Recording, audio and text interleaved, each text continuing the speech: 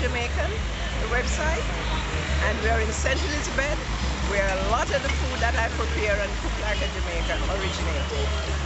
So you can get a background of where it all came from, fresh, straight from the ground or from the animal. Good for us, make us age well. See me at 75?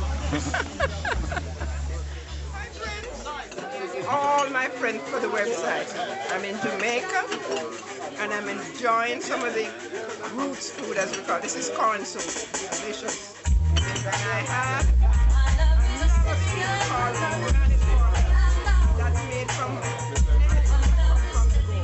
all the leftover parts.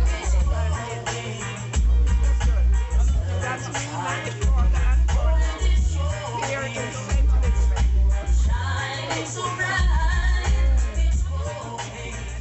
Let you know the preach the big meal, which is curry goats and all the other goodies, right? And yam and bananas, all those wonderful Jamaican stuff.